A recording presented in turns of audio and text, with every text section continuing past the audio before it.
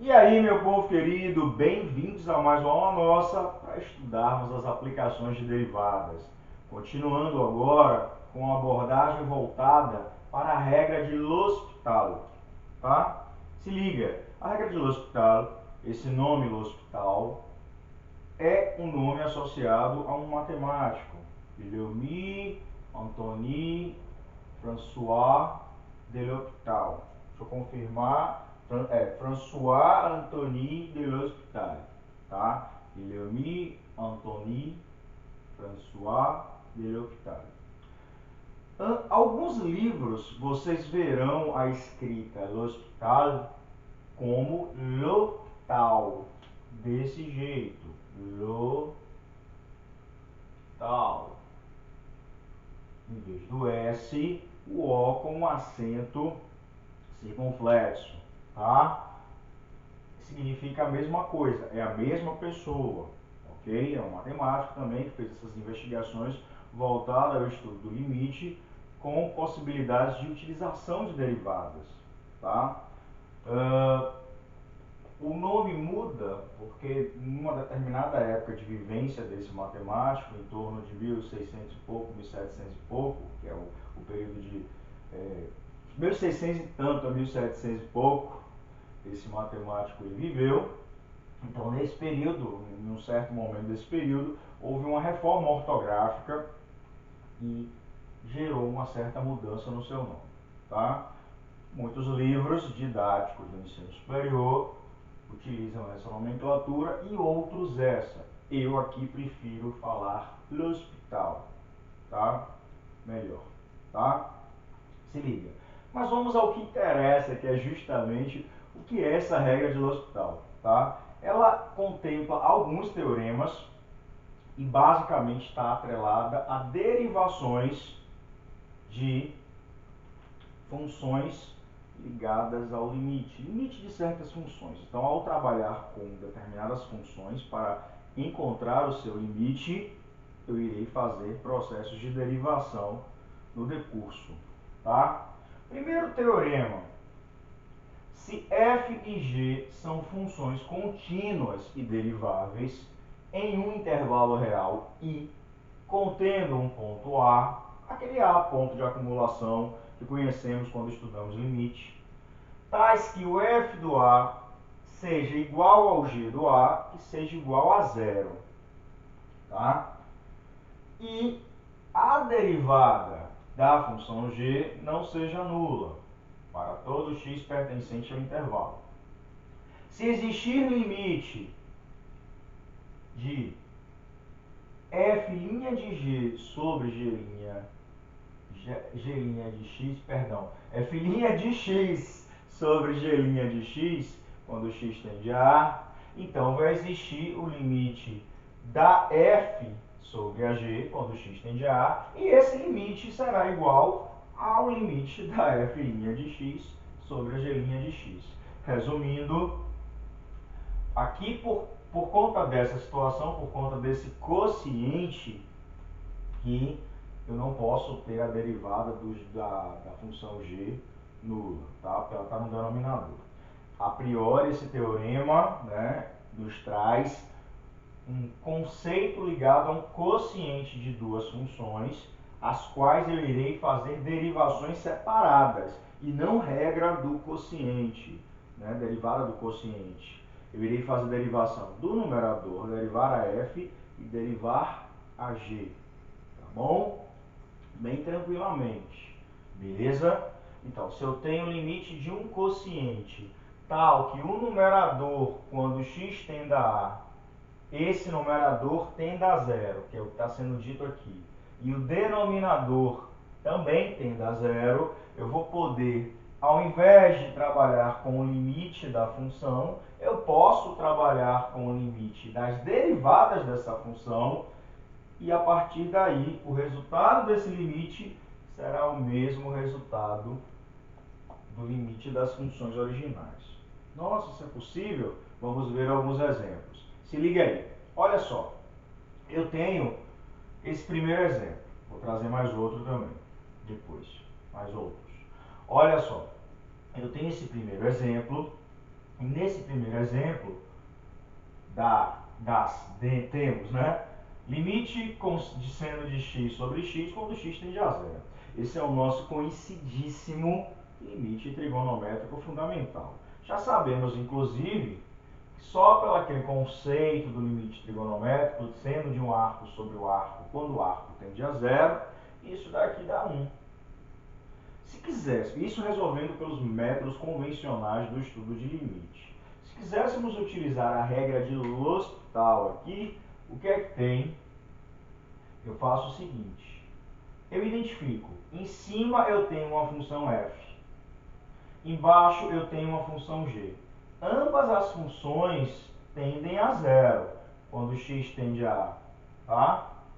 O f, ou melhor, o f de ambas as funções equivalem a zero, tá?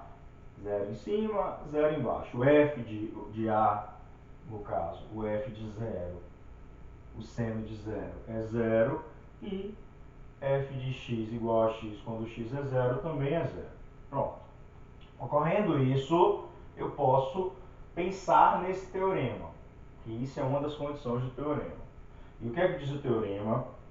Vou experimentar o limite, se ocorreu isso, vou experimentar o limite das derivadas do numerador e do denominador. Ou seja, limite com x ainda tendendo a A, e o meu A nesse caso é zero, de quem? Da derivada do numerador. Quem é a derivada do numerador?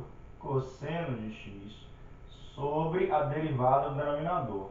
Quem é a derivada do denominador? 1. Tá? Derivada da f, derivada da g. Pronto.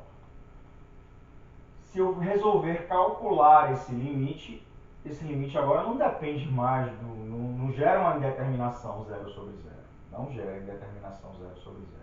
Ok? Esse limite, ele simplesmente é um limite de uma função contínua, é um limite direto. Isso daqui é como se fosse o limite, é o limite de cosseno de x apenas, porque é cosseno de x sobre 1. E limite de cosseno de x quando x tende a zero vale o quê? 1, porque cosseno de zero é 1, tá? Logo, como limite da derivada é 1, do numerador e do denominador, significa que o limite desse também será 1.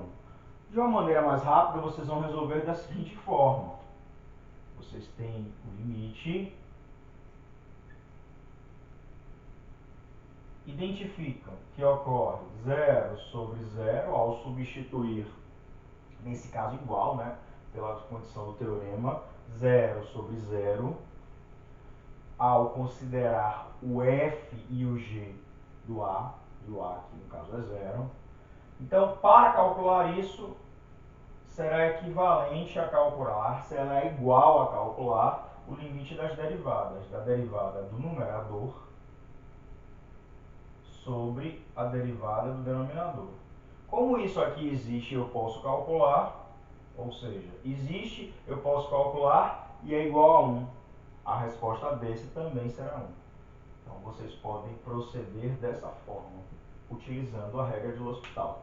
Basicamente, derivou em cima, derivou em... Isso se as condições primeiras forem satisfeitas. Ocorreram a situação 0 sobre 0. Beleza? Vamos fazer alguns exemplos mais. Então, meu povo amado, se liga aqui. Olha só, segundo exemplo. Segundo exemplo é uma situação, são todas situações corriqueiras que já lidamos lá no estudo de limites. Só que, nessas situações, observávamos a indeterminação 0 sobre 0, inclusive separadamente numerador e denominador são contínuos, então é como se fosse o f do zero, né? Então aqui já serve até mesmo para a interpretação do teorema, verificar a tendência, beleza? Em cima e embaixo. Então, aqui eu tenho 0 sobre 0, tá? É uma indeterminação. Para eu resolver anteriormente o que é que eu fazia, vamos recapitular? A gente racionalizava no numerador, nesse caso, para tentar remover a indeterminação, né?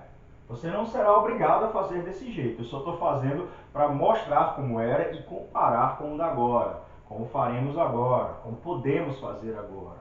Tá? Ao racionalizar, encontrávamos limite com x tendendo a 2 de x menos 2 sobre x menos 2 raiz de x mais raiz de 2. Simplificava, isso será limite com x tendendo a 2 de quem? 1 sobre isso, que no final das contas vai dar 1 sobre 2 raiz de 2, quando tender a 2. Beleza? Agora, com a regra de L'Hospital, o que é que nós temos? Bom, eu tenho esse limite, vou até repeti-lo aqui. Como eu identifico que numerador e denominador, ao tender para um valor A, o numerador e o denominador tenderão a zero, ou seja, fica zero sobre zero, eu posso aplicar L'Hospital. E aplicar L'Hospital nada mais é do que pensar nas derivadas do numerador e denominador separadamente.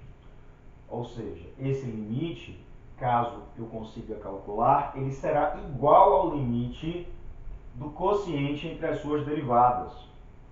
As derivadas de quem? Do numerador e do denominador separadamente. Não é derivada do quociente, viu? É derivar em cima e derivar embaixo. Derivada do de cima, qual é? Derivada da raiz de x, meio da raiz de x. Ou melhor, fazendo passo a passo, né? Meio de x elevado a menos meio. Derivada daqui é zero, né? Porque aqui é a derivada de uma subtração. Sobre derivada disso dá 1. Isso aqui, no final das contas, é o que? Limite com x tendendo a 2, arrumando melhor, de meio de 1 sobre 2 raiz de x, né? Arrumando aqui bonitinho. Pronto. Aí, atribuindo 2, isso vai dar quanto? 1 sobre 2 raiz de 2, que é a mesma resposta, né?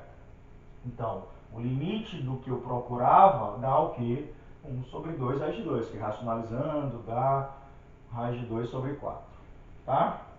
Enfim, ou seja, antes eu tinha um pouco mais de trabalho, em algumas questões não. Por exemplo, o exemplo 1 que vimos agora, usando fundamental, eu já achava 1 como resposta.